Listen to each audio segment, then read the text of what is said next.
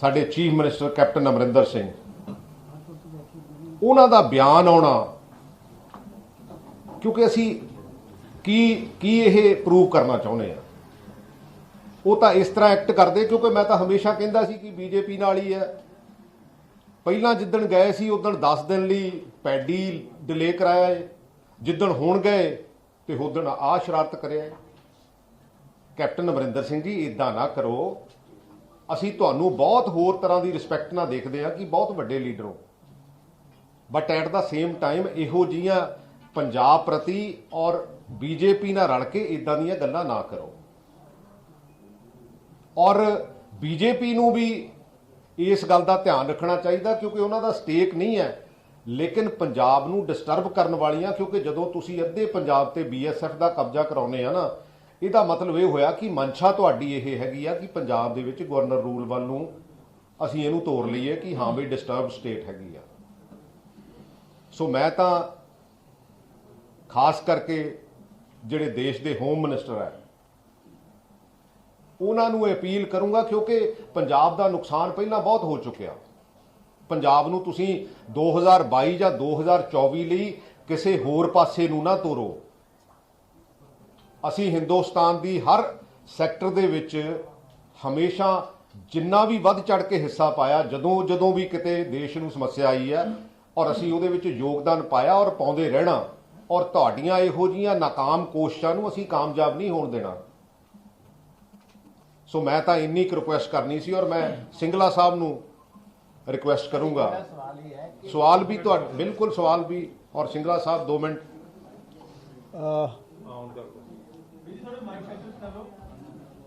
मैं तो सिर्फ इन्नी गल ही ऐड करना चाहुंदा है कि पंजाब नूं कदे भी कॉम्यूनल तरीके नाल देखिया नहीं गया, ते पंजाब ने हमेशा वड्डी तो वड्डी लड़ाई दे विच पंजाबियां ने मिल के हिस्सा पाया।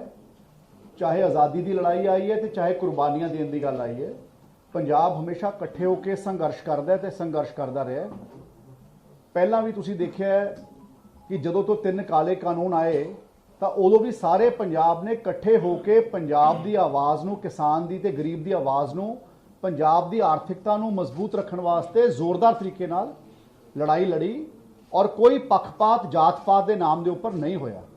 तो इस करके बीजेपी की सरकार अगर कॉम्यूनल तरीके नाल पंजाब नूं डिवाइड करने की कोशिश कर रही है, ना कदे पंजाबियों ने पहला होण दिता है ते ना आने वाले समय में गल होगी, क्योंकि पंजाब के लोगों ने हमेशा अणख ते गैरत दे नाल अपनी जिंदगी नूं बतीत करने का थॉट प्रोसैस रखा। तो इस करके अज दी जिहड़ी आ गल चल रही है बीजेपी वालों स्टेट के जिहड़े राइट्स हैं उन्हां दे विच इनफिल्ट्रेट करने की गल हो रही है, डेमोक्रेटिक तरीके दे नाल उन्हां नूं स्टेटां नूं कमज़ोर करने वास्ते जो भारत की सरकार बीजेपी की सरकार कर रही है। मैं ये कहना चाहुंदा उन्हां नूं ये गल्लां दे उपर नहीं जाना चाहिए, लैट फैडरल स्ट्रक्चर नूं नहीं ब्रेक करना चाहिए। और आपां सब ने देखिया कि किस तरीके नाल भारत की सरकार हमेशा स्टेटां दे अधिकारां नूं, उन्हां दीयां ताकतां नूं विच वड़ के उन्हां नूं कमज़ोर करने की कोशिश करदी है। इहदे नाल फैडरल स्ट्रक्चर कमज़ोर हुंदा है। आपां सारे कानून की जो सिचुएशन है उस दे नाल आपां अपने आप नूं हमेशा स्टैंड बाय करते हैं। आपां सारे कानून दे नाल बन्ने हुए हैं, आपां सारे कानून की पालना करते हैं, तो उस कानून नूं सामने रखते हुए जिस तरह लखीमपुर की गल हुई है, आपां सब ने देखा कि किस तरीके दे नाल मरसीलैसली एक केंद्र सरकार दे वजीर ने दे बेटे ने किसान भरा जो उत्थे अपने प्रोटेस्ट दे विच बैठे सी उन्हां दा किस तरीके नाल कतलेआम कीता, और किस तरीके दे नाल अज उसकी ज्वाइनिंग हुई है, किस तरह उसकी अरेस्ट हुई है बीजेपी के मिनिस्टर साहब के बेटे की आशीष मिश्रा की, और किस तरह अज एक जिम्मेवार वजीर जो बीजेपी की सरकार में मौजूदा वजीर है अज भी प्रधानमंत्री साहब उन्होंने अपनी वजारत रख के बैठे हैं। तुसी किसान की पीड़ा नहीं समझी अज तक, तुसी इन्ने किसान शहीद हो गए बॉर्डर से, तुसी उन्हां दे वास्ते कदे दुख साझा भी नहीं किया।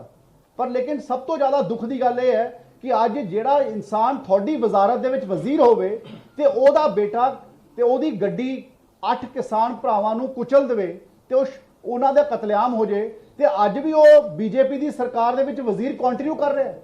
जे वो कल नूं पता लग जाए कि ओहदा दोष नहीं है, तुसीं दोबारा वजारत तो लै लियो कि किसी भी ਵਜ਼ੀਰ ਦੇ ਬੱਚੇ ਦੇ ਉੱਪਰ, ਪਹਿਲਾਂ ਤਾਂ ਕਿਸੇ ਨਾਰਮਲ ਵਜ਼ੀਰ ਦੇ ਬੱਚੇ ਦੇ ਉੱਪਰ ਵੈਸੇ ਹੀ ਕਦੇ ਕਾਰਵਾਈ ਨਹੀਂ ਹੋ ਸਕਦੀ, ਤੇ ਜੇ ਕੋਈ ਵਜ਼ੀਰ ਹੋਮ ਦੇ ਡਿਪਾਰਟਮੈਂਟ ਦਾ ਹੋਵੇ ਤੇ ਹੋਮ ਮਹਿਕਮੇ ਨੇ ਹੀ ਪਰਚਾ ਦਰਜ ਕੀਤਾ ਹੋਵੇ ਤਾਂ ਕੀ ਤੁਸੀਂ ਉੱਥੇ ਇਨਸਾਫ ਸਮਝ ਸਕਦੇ ਹੋ?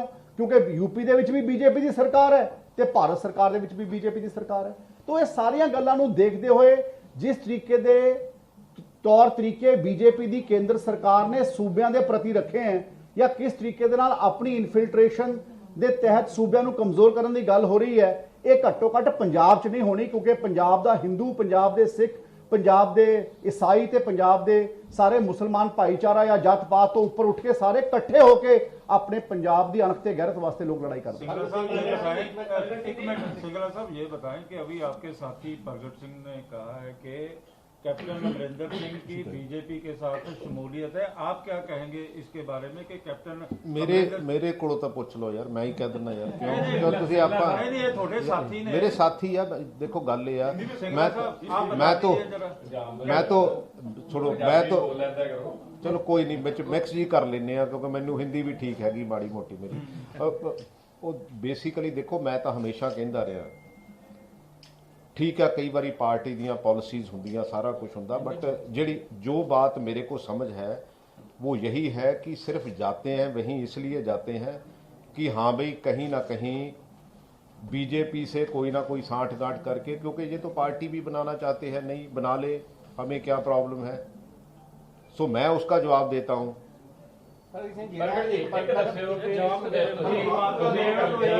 ਜਿਹੜੇ ਸਾਬਕਾ ਮੰਤਰੀ ਕੈਪਟਨ ਅਮਰਿੰਦਰ ਸਿੰਘ ਨੇ, ਉਹਨਾਂ ਨੇ ਇਹ ਸਭ ਕੁਝ ਕਰਵਾਇਆ। ਤੁਹਾਡੇ ਸਾਬਕਾ ਪੰਜਾਬ ਕਾਂਗਰਸ ਦੇ ਪ੍ਰਧਾਨ ਸੁਨੀਲ ਜਾਖੜ ਜੀ ਕਹਿੰਦੇ ਨੇ ਕਿ ਮੌਜੂਦਾ ਮੁੱਖ ਮੰਤਰੀ ਚਰਨਜੀਤ ਚੰਨੀ ਹੋਣਾ ਨੇ ਇਹ ਸਾਰਾ ਕੁਝ ਕਰਾਇਆ। ਜਦੋਂ ਗ੍ਰਹਿ ਮੰਤਰੀ ਨੂੰ ਮਿਲੇ ਉਹਨਾਂ ਨੂੰ ਮੰਗ ਪੂਰੀ ਨਹੀਂ ਕਰਨੀ, ਉਹ ਸਰੈਂਡਰ ਹੋ ਗਏ। उन्होंने ये भी कहा कि ऐसा लग रहा है कि 25,000 किलोमीटर ਦੇਖੋ ਜਾਖੜ ਸਾਹਿਬ ਦੀ ਜਿਹੜੀ ਸਪਿਰਿਟ ਹੈ ਪੰਜਾਬ ਪ੍ਰਤੀ, ਉਹਦੇ ਤੇ ਕਦੀ ਕਿੰਤੂ ਪਰੰਤੂ ਨਹੀਂ ਕੀਤਾ ਜਾ ਸਕਦਾ। ਜਿਹੜੀ ਉਹਨਾਂ ਦੀ ਸਪਿਰਿਟ ਹੈ, ਮੈਂ ਸਪਿਰਿਟ ਦੀ ਗੱਲ ਕਰਦਾ, ਤੁਸੀਂ ਬੰਦਿਆਂ ਦੀ ਜਿਹੜੀ ਹਰ ਬੰਦੇ ਦਾ ਇੱਕ ਨਜ਼ਰੀਆ ਹੁੰਦਾ, ਕਿਉਂਕਿ ਉਹਨਾਂ ਦਾ ਜਿਹੜੀ ਸਪਿਰਿਟ ਆ ਉਹ ਪੰਜਾਬ ਪ੍ਰਤੀ ਹੈਗੀ ਆ, ਇਸ ਕਰਕੇ ਉਹਨਾਂ ਨੇ ਗੱਲ ਕੀਤੀ ਹੈਗੀ ਆ।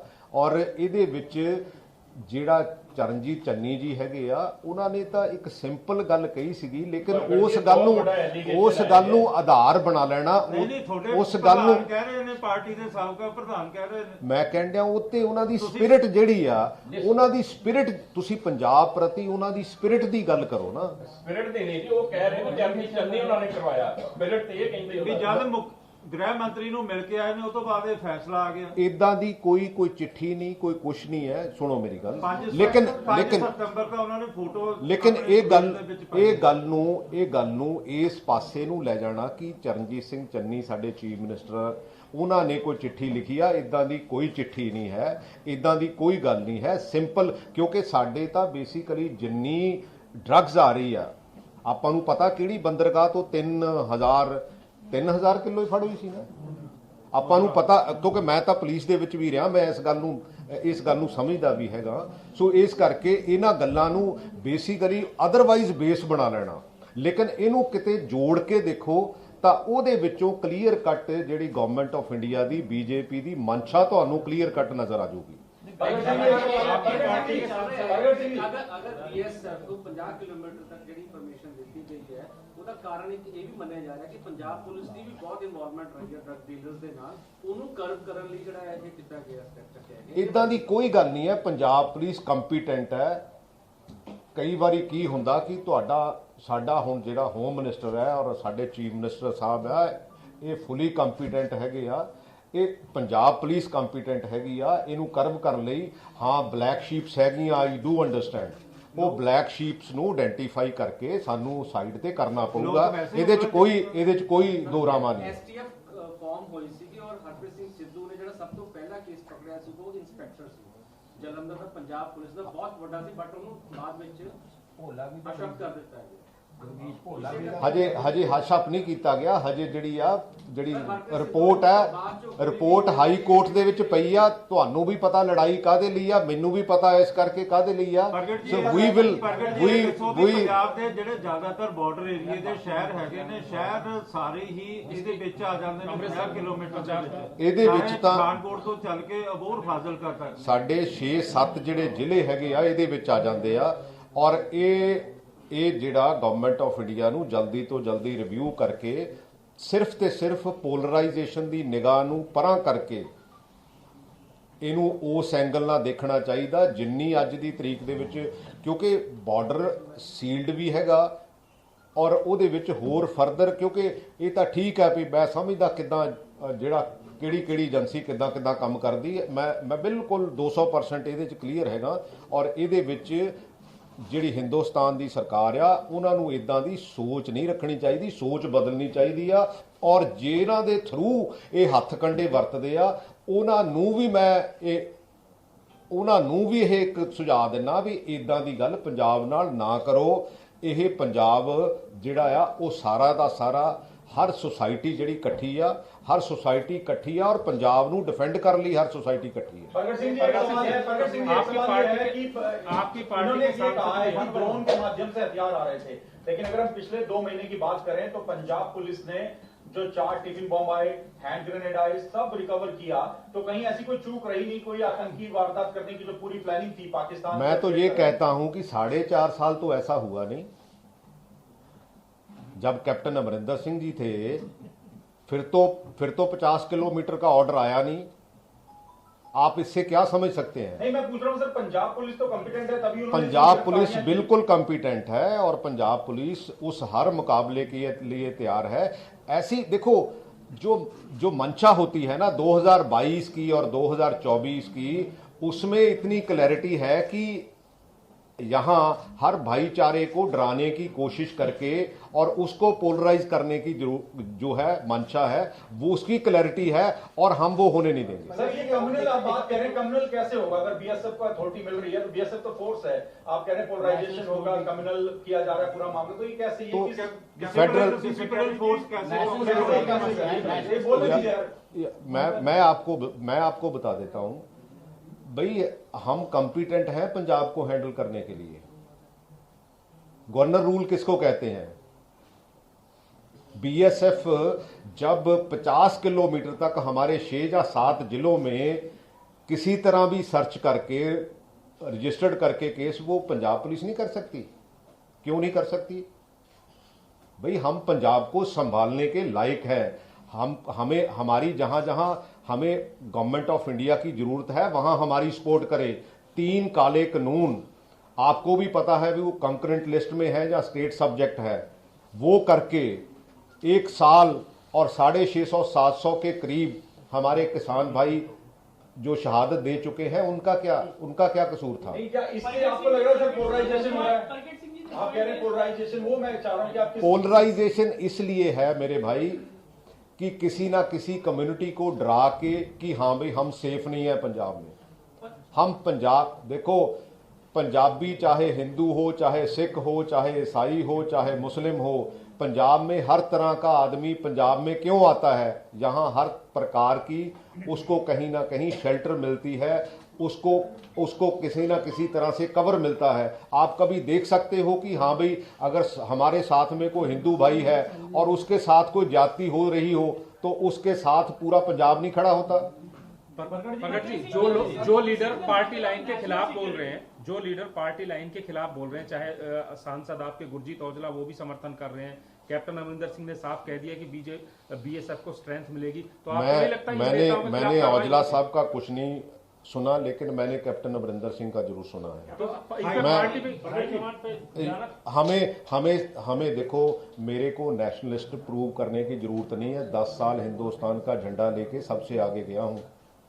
कैप्टन अमरिंदर सिंह को अगर नेशनलिस्ट है उसको प्रूव करने की जरूरत नहीं होनी चाहिए।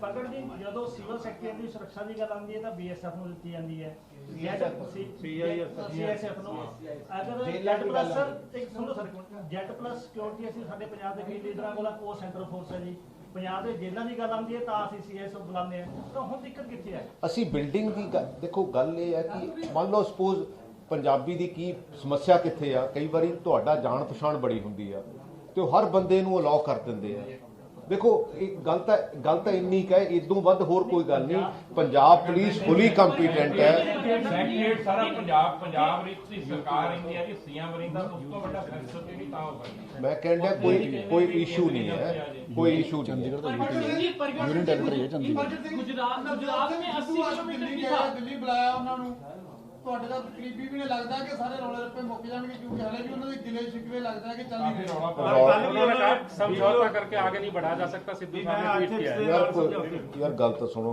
ਬੇਸਿਕਲੀ ਆਪਾਂ ਨਾ ਹੋਰ ਹੀ ਪਾਸੇ ਨੂੰ ਤੋੜ ਲਈ ਆਪਾਂ ਇਹ ਫੇਰ ਕਿਸੇ ਦਿਨ ਕਰਨਾ ਆਪਾਂ ਫੇਰ ਮੈਂ ਸਾਥੀ ਹੈ ਹਾਂ ਦੋਸਤ ਹੈ ਮੈਂ ਕਦੋਂ ਕਹਿੰਦਾ ਨਹੀਂ ਦੋਸਤ ਲੇਕਿਨ ਬਿਲਕੁਲ ਠੀਕ ਠਾਕ ਹੈ ਉਹ ਕੋਈ ਪਾਰਟੀ ਲੈਵਲ ਦੇ ਸਟਰਕਚਰ ਨੂੰ ਡਿਸਕਸ ਕਰਨ ਜਾ ਰਹੇ ਆ ਦੇਖੋ ਜੇ ਪ੍ਰੈਜ਼ੀਡੈਂਟ ਹੀ ਪਾਰਟੀ ਲੈਵਲ ਦੇ ਸਟਰਕਚਰ ਨੂੰ ਡਿਸਕਸ ਕਰਨਗੇ ਹੋਰ ਕੌਣ ਕਰੂਗਾ लेकिन वो कह रहे हैं कि समझौता करके आगे नहीं बढ़ा